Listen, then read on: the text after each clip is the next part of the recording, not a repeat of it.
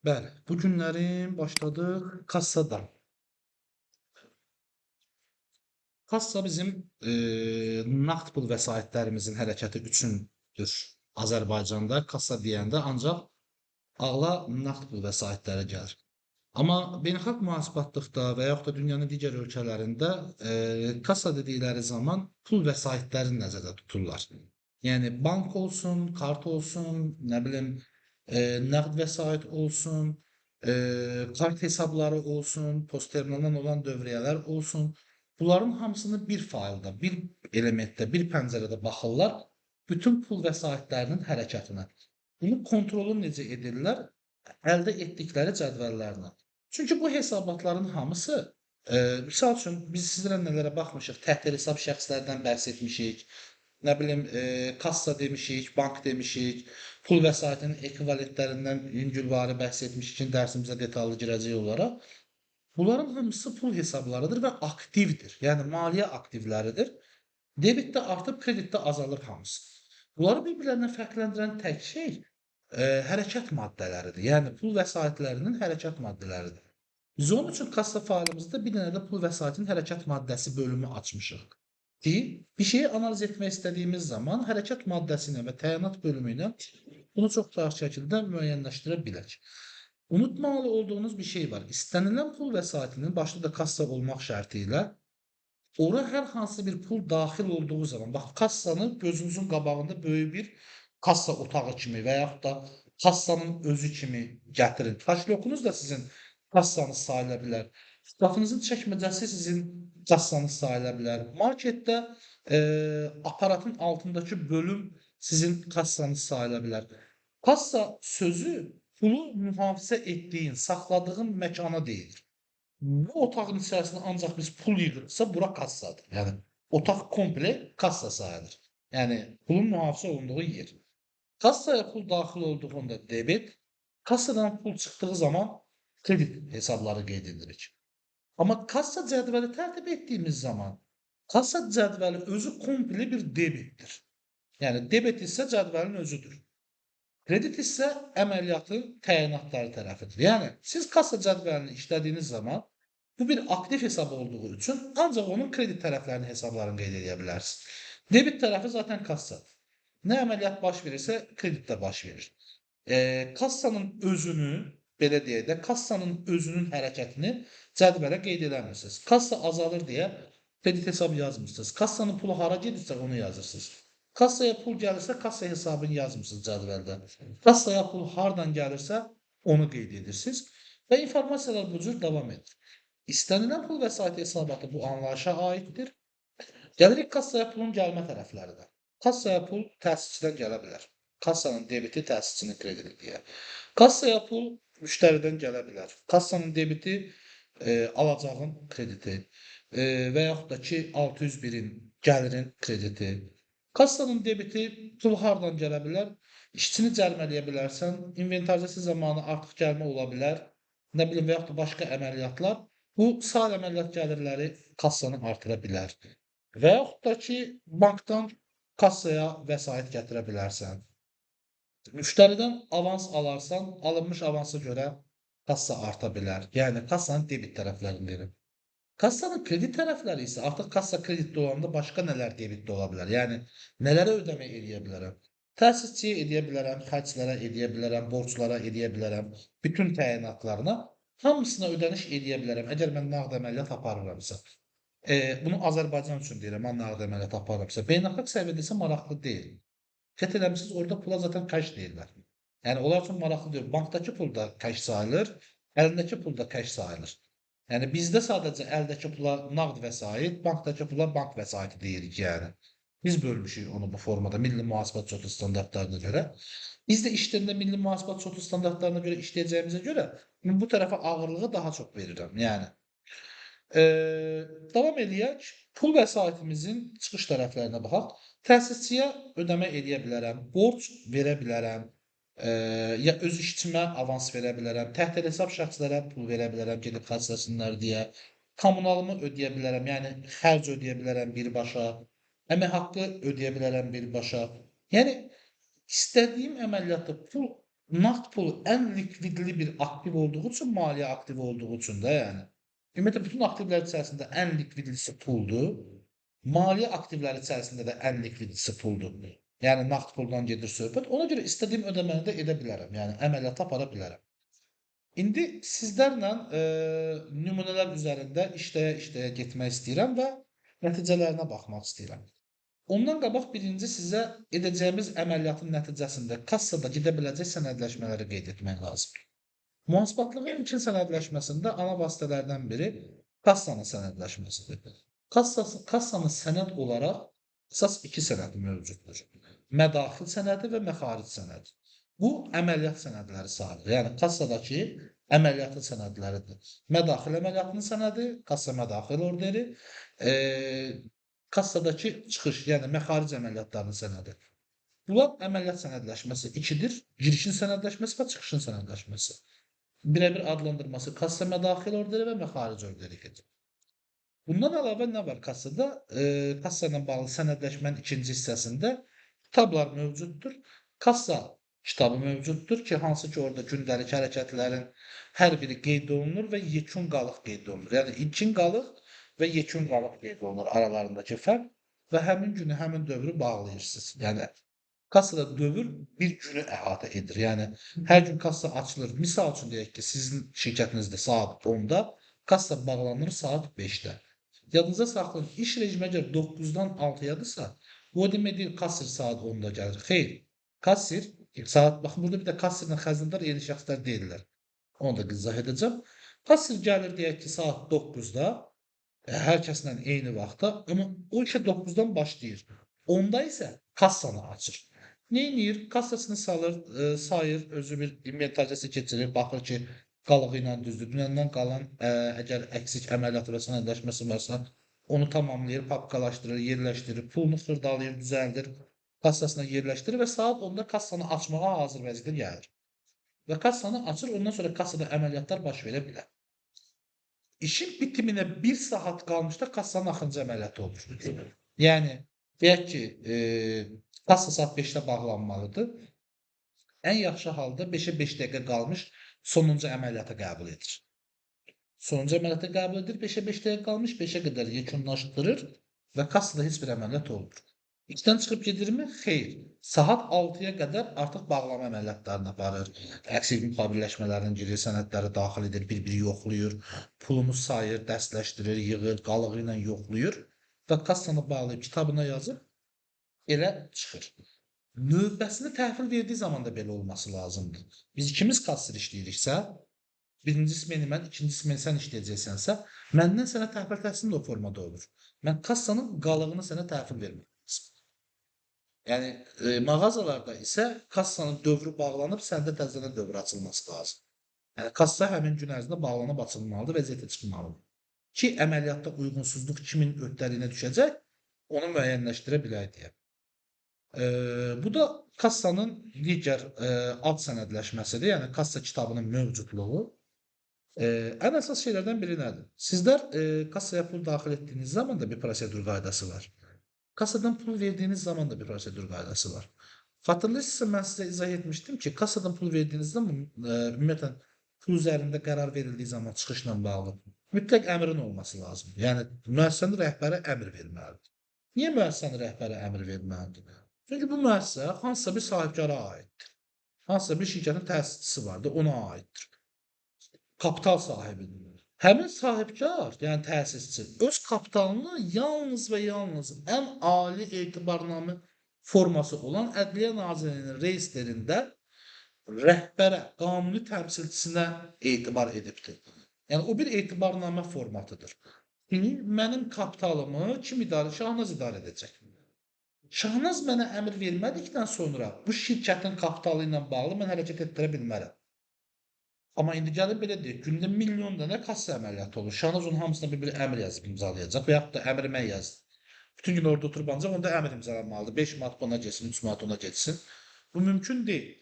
Onun üçün belə bir şey formalaşdırılıb və ödəmə planı deyilən sənədləşdirilir.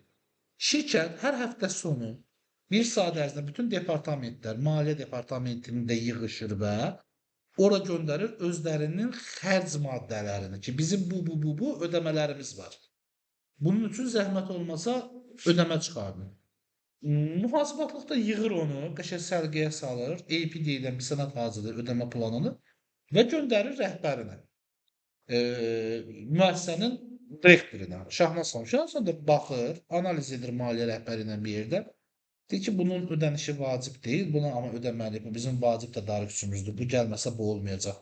Kommunalı verək, kommunalı verməsə komitələr sönəcək, komitələr sönsə istər işləməyəcək, boş gündən də əmək haqqı yazılır. Əlavə xərcimiz olacaq, işi də edə bilməyəcək. Yəni əhəmiyyətlilik dərəcəsinə görə müəyyənləşdirilir və toplu şəkildə əmrləşdirir. Həmin ödəmə planını imzalayır ki, bu həftə bunları ödəyə bilərsiniz. Kassirə artıq o gedəndən sonra ki, sən bu həftə ancaq bunları ödəyə bilərsən.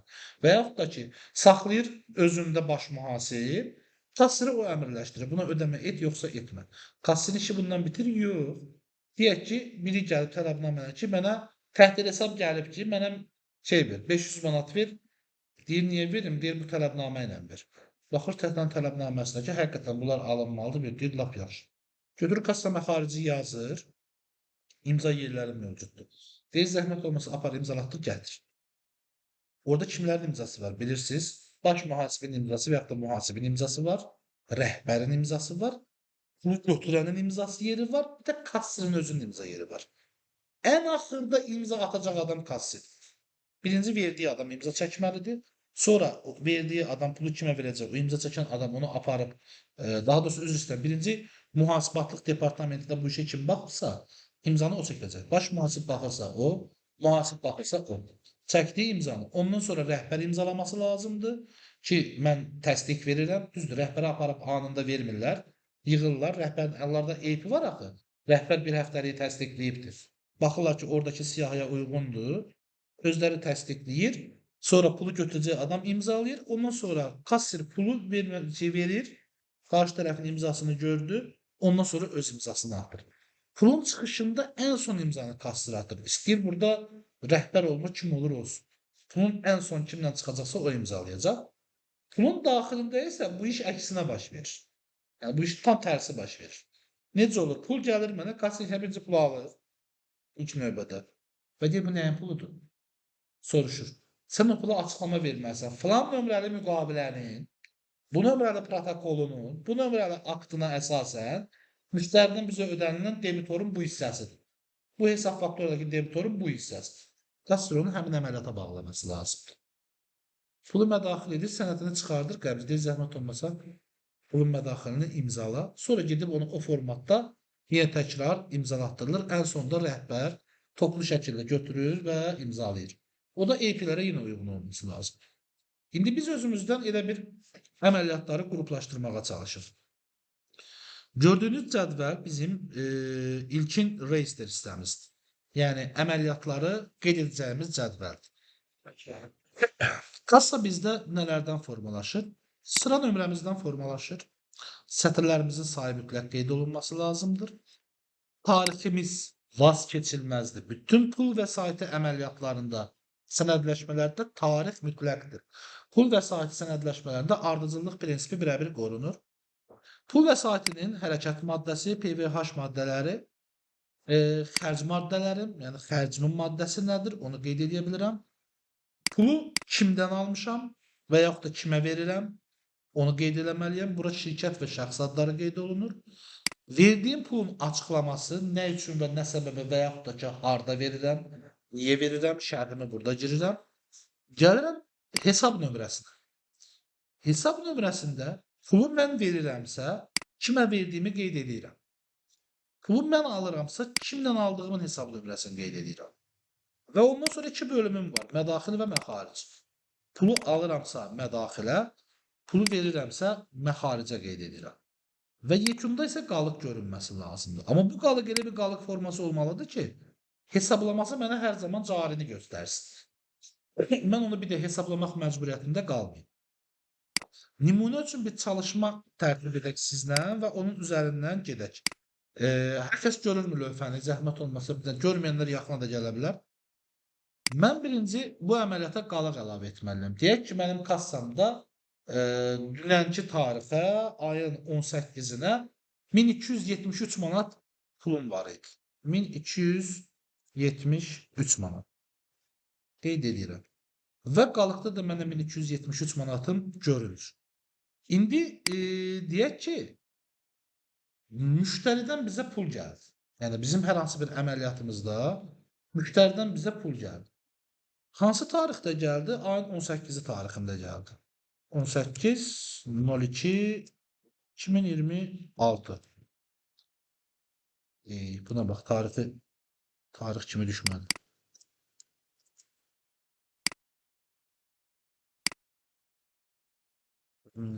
Aha. İndi doğru oldu. Bir dənə klaviaturamda yazırım. Bəli. Proqram olur. Proqram sənə hər dəfə bu istədiyini verəcəyimi o bəlli deyil. Baxın, proqram ümumidir. Bütün şirkətlərin işləməsi üçündür. Excel-də düzəltdiyin fayllarsa sənin şirkətinə məxsusdur. Bu nəyə bənzəyir? Günlər xanım ayın sonunda bir dəvətə gedəcək, bir toya gedəcək. Biri var gedib özünə bir dəst paltar tikdirir. Bir də var gedib vitrindən hər hansısa bir paltarı alır.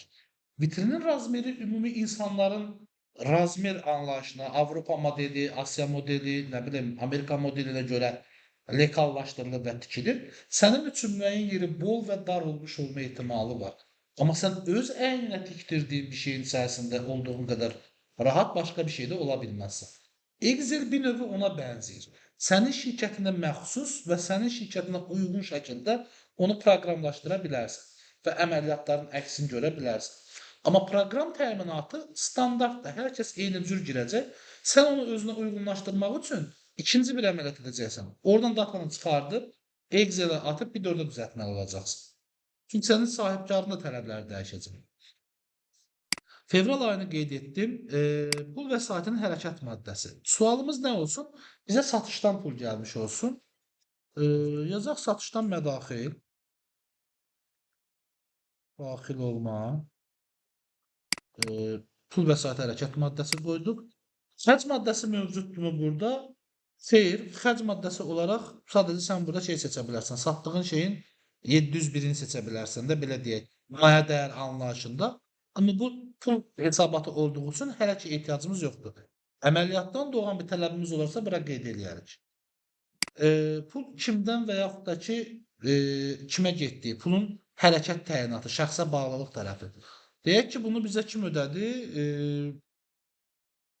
Kim ödəsin? Cəfər Soltan ödəsin. Soltanı da balaca yazdım. Müştərimin adı var da. Cəfər Soltan və yaxud da ki müqaviləsinin kodu var da. Və yaxud ki carisinin kodu var da. Şirkətinin adı var da müştərimin. Mən niyə qeyd eləməyim ki? Çünki mən burada debitor, kreditorda işləyəndə Cəfər Soltanı ora qeyd eləməliyəm. Cəfər Soltan pulu mənə hardan ödəyir? Özündən ödəmir ki, Cəfər Soltan bunu mənə 211-dən ödəyir. Çünki onun mənə borcu var ki, pulu ödəyir.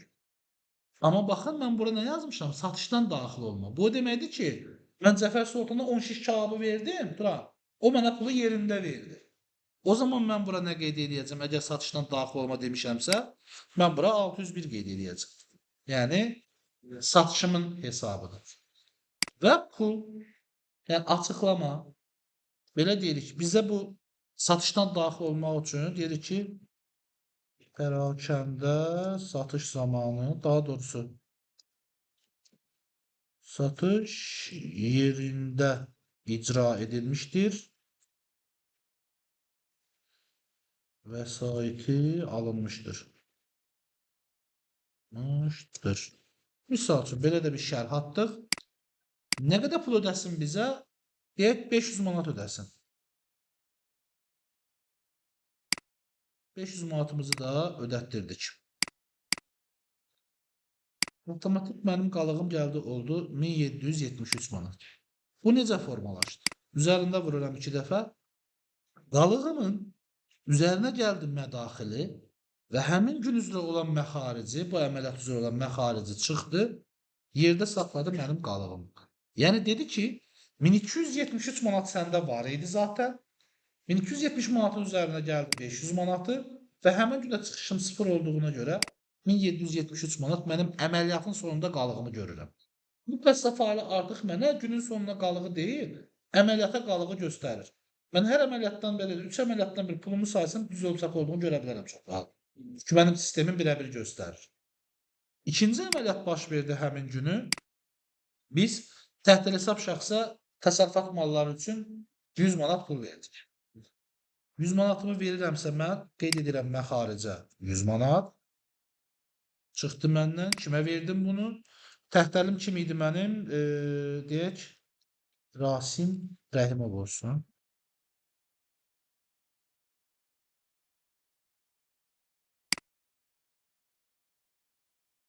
Tamam, buna verdim.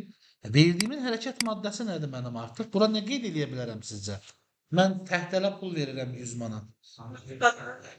Pul vəsaitimin hərəkət maddəsi olaraq deyirəm, maddə olaraq düşünürəm ki, yəni mən sabahlarım orada onu filtr verəndə bütün təhtəllərin sənədini görmüş olur. Adını burada yazdım zaten. Təhtəl verilmiş bir avans əməliyyatıdır. Təhtələ verilmiş bir avans əməliyyatıdır. Siz burada istər-istəməz təhtəl hesab şəxs əməliyyatı və yaxud da ki, təhtələ verilmiş avans kimi qeyd edə bilərsiniz.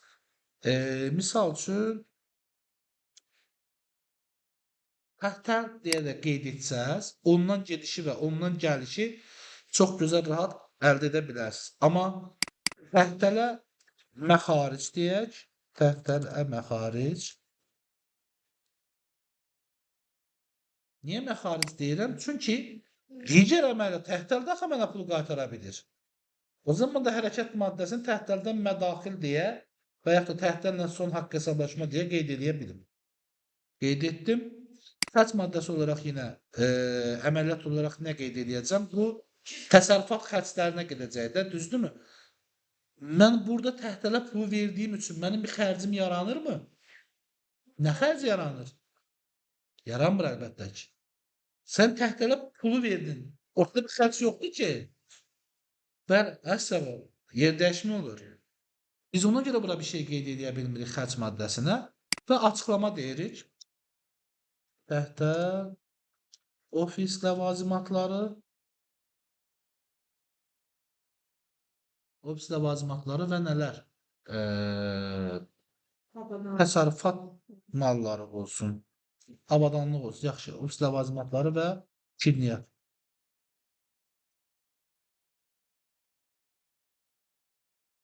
Kidniyyat almaq üçün də buna pul verdik. İndi pulu mən avtomatik kimə vermişəm, onun hesabını qeyd edirəm. 244. Əməliyyatımı yekunlaşdırdım.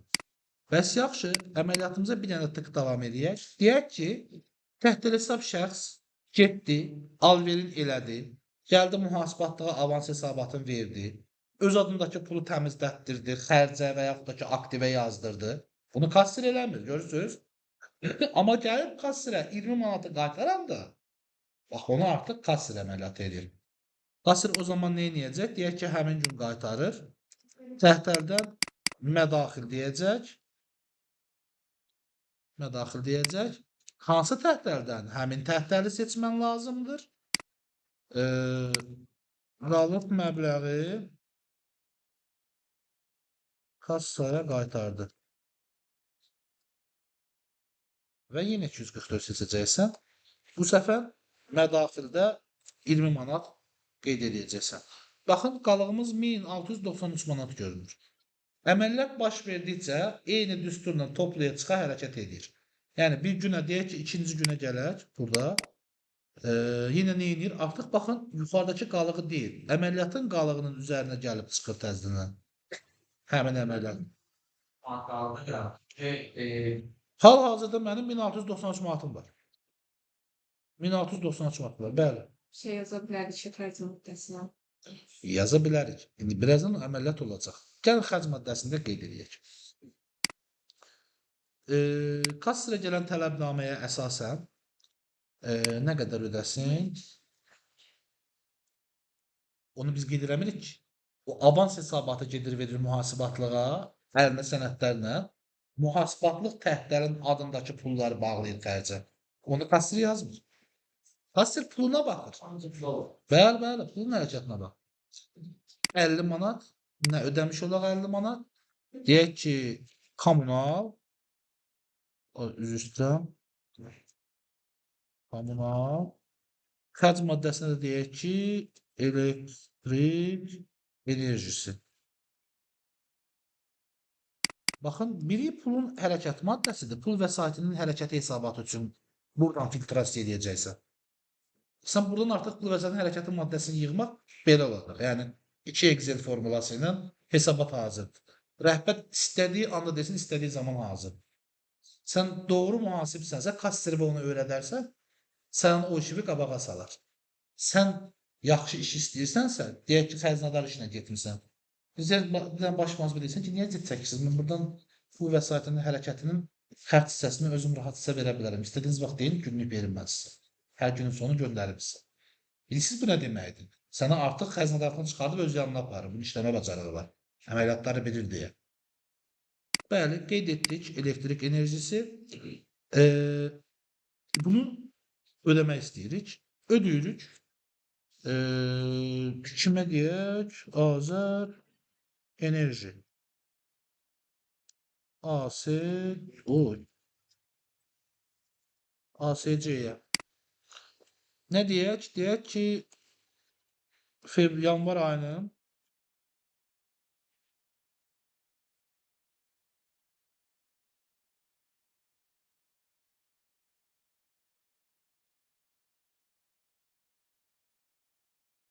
alıq deməyək. Bəli.